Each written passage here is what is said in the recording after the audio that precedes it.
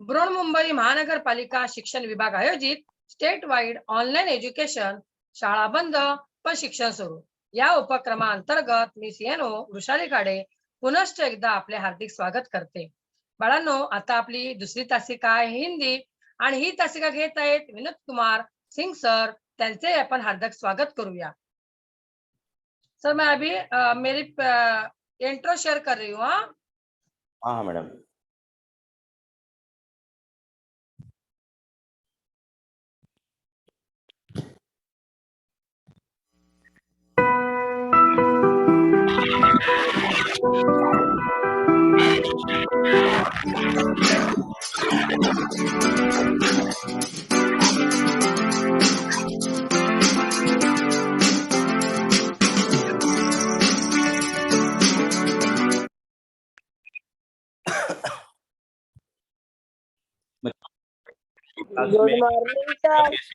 हार्दिक स्वागत है बच्चों. मैं विनोद कुमार सिंह बोल रहा.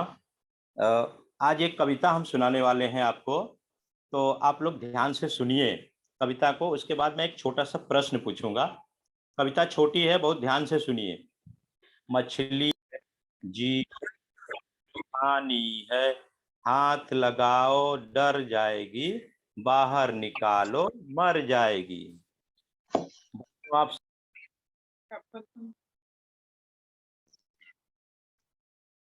ना कभी नहीं, घड़ी सदा टिक टिक करती, रुकने का नहीं लेती नाम. घड़ी नुमा सब आगे बढ़ना, सूरज सा नित ऊपर उठना. कण कण में अपनत्व देखकर सबको दिल से करो प्रणाम. लहराना सागर से सीखो, आसमान सा हृदय विशाल. सहनशील बन धरती जैसे, मिलजुल करते जाना काम.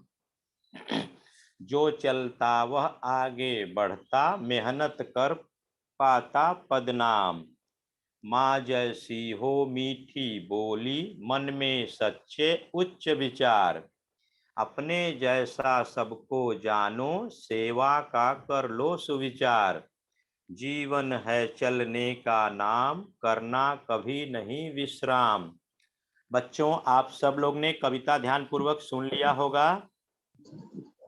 तो अभी हम आज इस कविता में कुछ नए शब्द आए हैं, उसका शब्दार्थ जानेंगे, उसका अर्थ जानेंगे. पहला शब्द है विश्राम. विश्राम मतलब आराम. शब्द है नित. नित यानी प्रतिदिन. अपनत्व. अपनत्व मतलब अपनापन. घड़ी नुमा.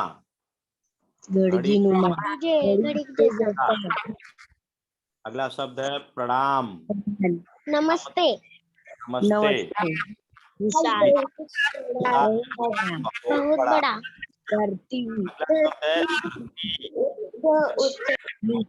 पृथ्वी. धरती मतलब पृथ्वी. अगला शब्द है उच्च. उच्च मतलब ऊंचा, ऊंचा वाला, बहुत उच्च. आगे देखेंगे बच्चों, ये क्या दिखाई दिया आप सबको स्क्रीन पर? प्रकृति का चित्र दिखाई दे रहा ना? हाँ. चित्र में देखिए क्या क्या दिखाई दे रहा है. एक पर्वत दिखाई दे रहा है, सूरज, घर, पर्वत, पेड़ पौधे आदि प्रकृति का हिस्सा है. बच्चों, प्रकृति हमें जीवन जीने की कला सिखाती है. विद्यालय, किताबें, पुस्तकें तो साधन मात्र हैं. असल में प्रकृति ही हमें जीवन जीने की कला सिखाती है. सागर, सूरज, आसमान, धरती, पेड़ पौधे, पहाड़, ये सब प्रकृति का महत्वपूर्ण हिस्सा है. प्रकृति हमें प्रेम करना सिखाती है. तो इसी प्रकृति से संबंधित अपनी कविता जीवन को हम अब विस्तार से जानेंगे, क्योंकि प्रकृति के हिस्सा है. प्रकृति के हिस्सा, कविता में प्रकृति के हिस्सा सब दिए हैं, जैसे सूरज, आसमान, धरती, सागर, कविता में ये सब आए हैं। तो इसके अब हम विस्तार से जानेंगे इसके बारे में। तो सबसे पहले घड़ी। घड़ी से तो आप सब परिचित ही होंगे बच्चों।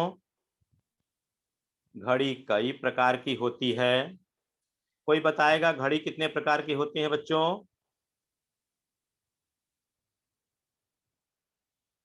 हेलो। हाँ तो बच्चों, आहे मिनट, सेकंड, घंटा, मिनट, सेकंड बताने वाली इस प्रकार की हे 3 काय चालू आहे घड़ी हमें समय बताती है, ताकि हम सारे काम समय पर कर सकें। घड़ी का निरंतर चलते रहना। हेलो, चित्र दिखाई दे रहा है सूरज का ना? हाँ, देखिए सूरज का चित्र है सामने। अब हम सूरज के बारे में विस्तार से जानेंगे। तो सूरज का आकार कैसा है पता है सबको। सूरज आपको कब दिखता है? सुबह सुबह दिखाई देता है। सूरज से हमें क्या क्या मिलता है अब हम उसके बारे में जानेंगे। सूरज से हमें प्रकाश, गर्मी और ऊर्जा मिलती है। सूरज ऊर्जा का मुख्य स्रोत होता है। सूरज हमेशा एक ही जगह नहीं दिखाई देता है। सुबह में पूरब साइड में दिखता है। सूरज सुबह में कहाँ दिखता है? पूरब में। फिर धीरे धीरे धीरे धीरे ऊपर उठता है। ऊपर उठता है, दोपहर होता है, फिर आगे शाम हो जाती है। शाम को कहाँ दिखता है सूरज? पश्चिम दिशा में। पश्चिम में। अस्त होना, सूरज पश्चिम में अस्त हो जाता है। उसके बाद रात शुरू होती है। यही क्रम प्रतिदिन चलता रहता है। इस कविता में सूरज से हमें यह संदेश मतलब सीख मिलती है कि हमें हमेशा ऊपर उठते रहना चाहिए। हेलो बच्चों, अभी अगला घटक है, प्रकृति के महत्वपूर्ण घटक है सागर। घटक है सागर, सागर। बारे में जानेंगे विस्तार। बच्चों, सागर को और क्या कहते हैं? समुद्र। समुद्र के किनारे आप सब कभी न कभी तो गए ही होंगे। वहां जाकर क्या क्या करते हो? बोलो बच्चों। हाँ, घूमते फिरते हैं वहां पे खूब ना, और मिट्टी का घर बनाते हैं, पानी सागर के लहरों के साथ थोड़ा खेलते हैं। मुंबई के पास कौन सा सागर है? कौन बताएगा? हेलो। हाँ बच्चों, मुंबई के पास अरब सागर है। मुंबई के पास कौन सा सागर है? अरब सागर। सागर यानी अथाह जल समूह। सागर यानी अथाह जल समूह, पानी ही पानी। समुद्र से हमें अनेक प्रकार के खनिज पदार्थ मिलते हैं, जैसे शंख, सीपी, रेत। खनिज पदार्थ में कच्चा तेल इत्यादि चीजें समुद्र से हमें मिलता है। पानी हमारे जीवन के लिए बहुत ही महत्वपूर्ण है। पानी हमारे जीवन के लिए बहुत ही महत्वपूर्ण है। तभी तो हम कहते हैं जल ही जीवन है। हमारे लिए जल ही जीवन है। यह पानी हमें सागर से ही मिलता है। सागर से पानी उठ के बादल में जाता है। बादल फिर वर्षा के रूप में हमें देता है, और वर्षा नदियों में जाता है, नदियों से तालाबों में, फिर तालाब से उसको स्वच्छ करके हमारे घरों में पानी आता है। इसीलिए तो कहा गया है जल ही जीवन है। जिस प्रकार सागर की लहरें आजादी से लहराते हुए आगे बढ़ती रहती है, उसी प्रकार हमें भी निडर होकर आगे बढ़ना सीखना चाहिए। सागर की लहरें अपने खूब आजादी से आगे बढ़ती रहती हैं, तो हमें भी आजादी से मतलब निडर होकर के, निर्भीक होकर के आगे बढ़ते रहना चाहिए। इस कविता में, इस जीवन नामक कविता में सागर से हमें निडर होकर आगे बढ़ने की सीख मिलती है। हेलो बच्चों, अब देखिए कविता के इस प्रकृति के मुख्य घटक में आगे है आसमान। आसमान देख रहे हैं चित्र में बच्चों?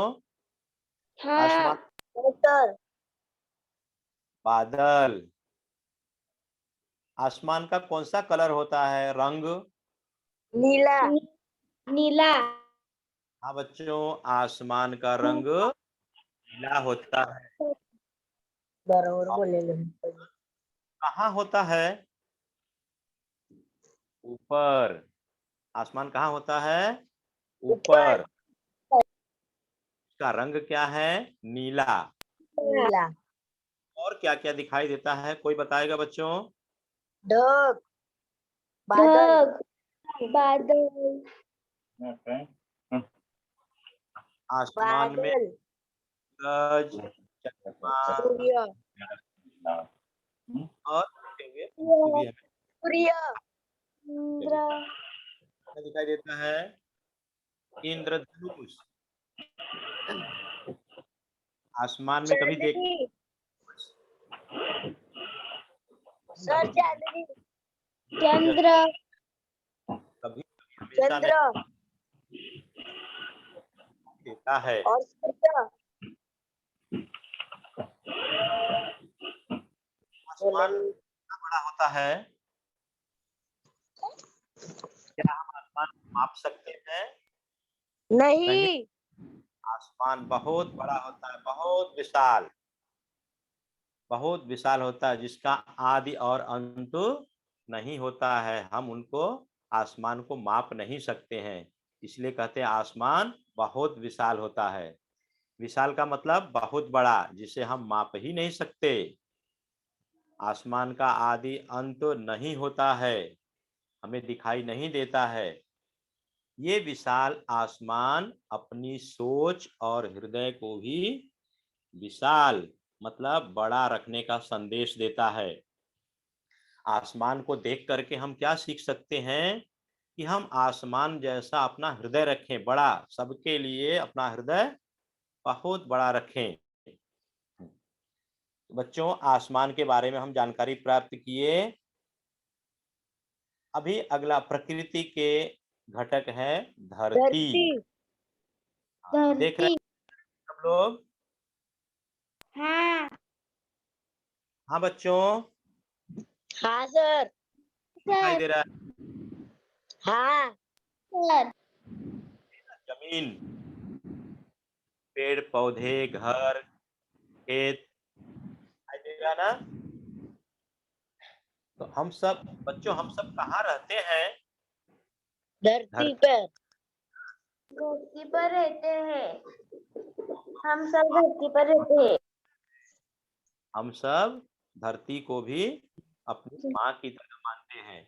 क्यों मानते हैं, आगे हम सुनेंगे, जानेंगे। देखिए, धरती बहुत ही सहनशील स्वभाव की होती है। धरती बहुत ही सहनशील स्वभाव की होती है। जैसे मनुष्य जमीन को खोदता है, उसी पे चलता है, पैर रखता है, जूता रखता है, हाँ, और थूक भी देता है जमीन पे। और सारे जीव जंतु उसी पे मलमूत्र भी करते हैं, 1 नंबर 2 नंबर भी उसी पे कर देते हैं पृथ्वी पे। फिर भी धरती जो है कुछ नहीं बोलती है, सब कुछ सह लेती है, और बदले में हमें फल फूल अनाज इत्यादि देती ही रहती है। फल फूल अनाज कौन देता है हमें? धरती देता है कि आसमान?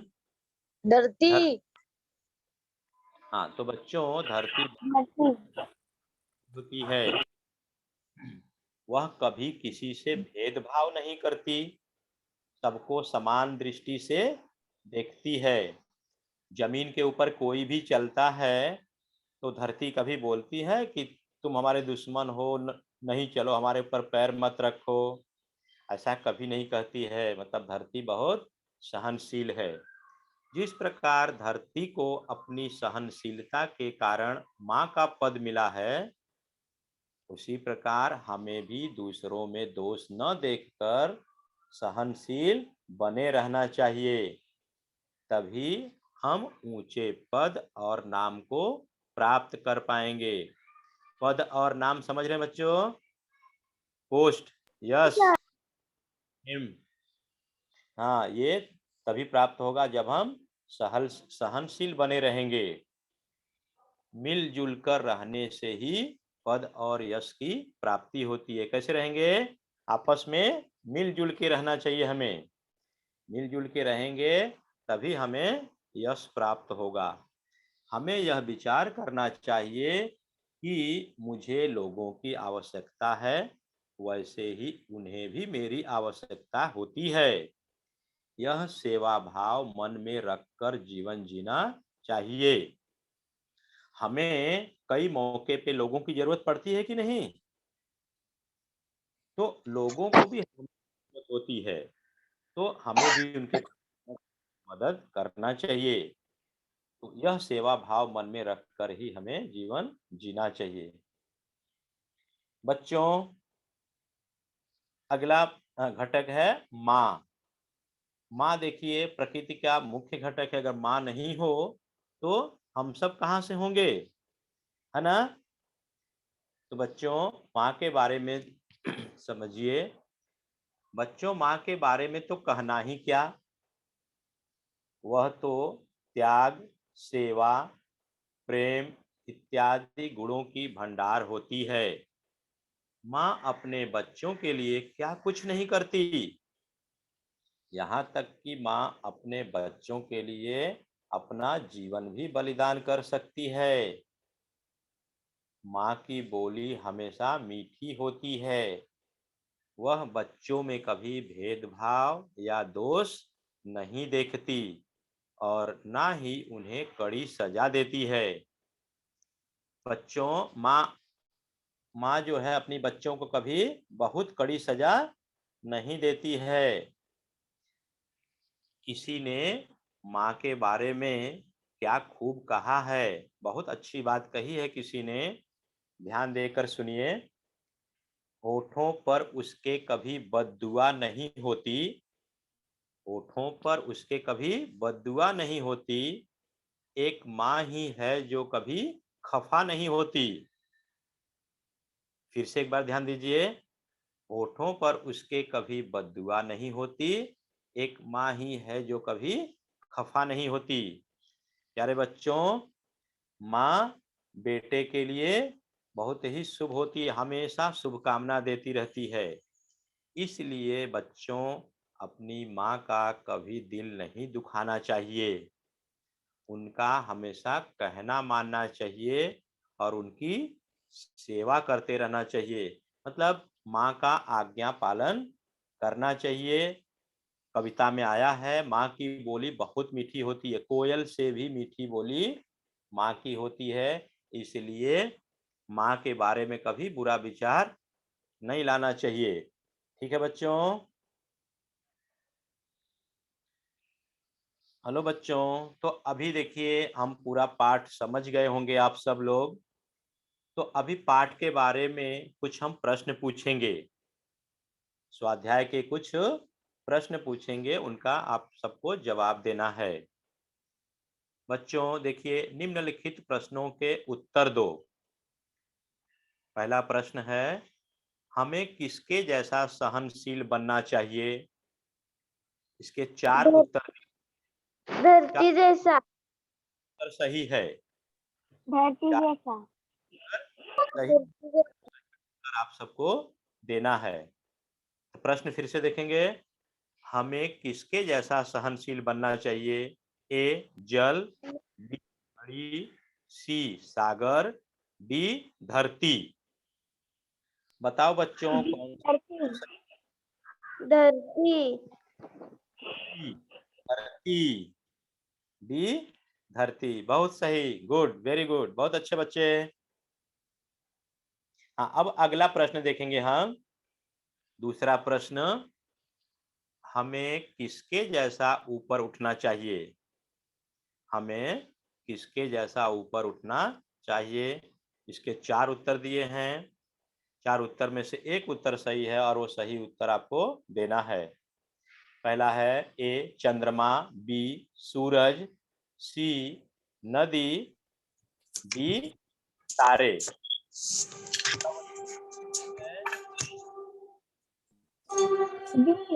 सूरज। बी सूरज। बहुत अच्छा बच्चों। सूरज, सूरज के जैसा हमें ऊपर उठना चाहिए।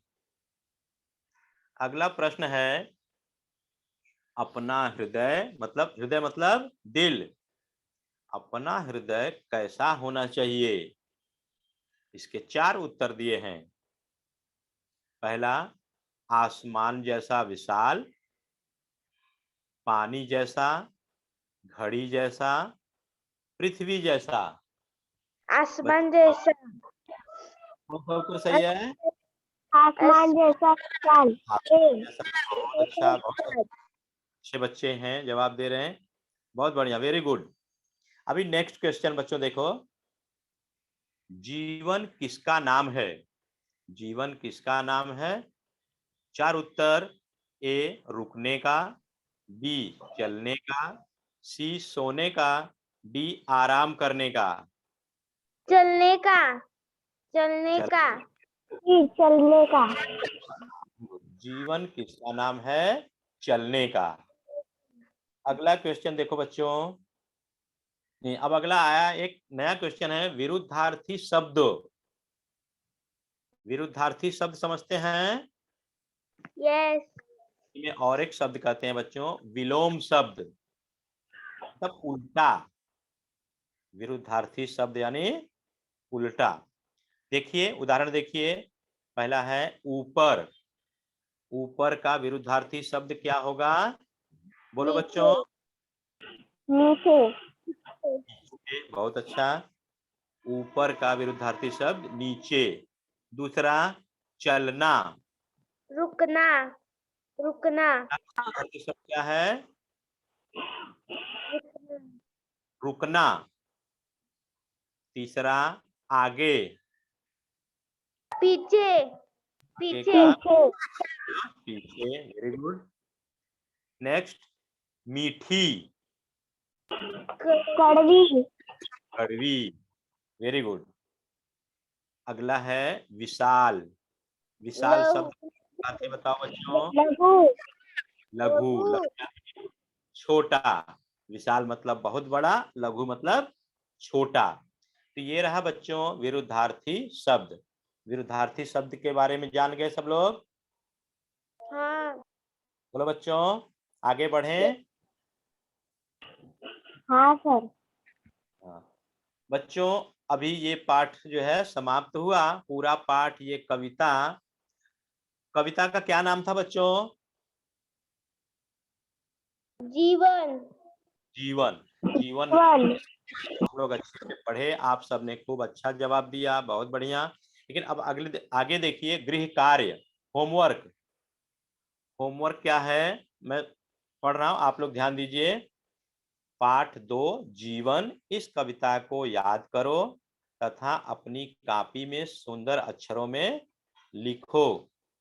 जीवन नामक इस कविता को क्या करना है बच्चों? याद करना है। याद करने के बाद उसको अपनी कॉपी में सुंदर अक्षरों में लिखना है। ठीक है बच्चों? हाँ। गृह कार्य, गृह कार्य करेंगे ना? करेंगे। हाँ, बहुत अच्छे बच्चे।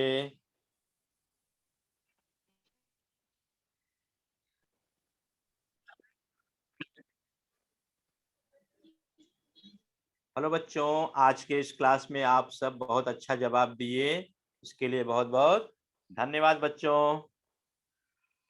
धन्यवाद।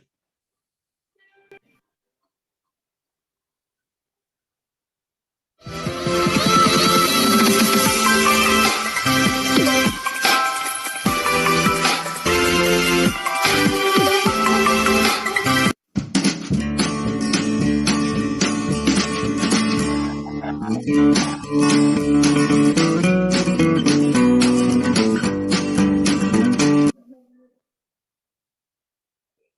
नहीं करना चाहिए ना।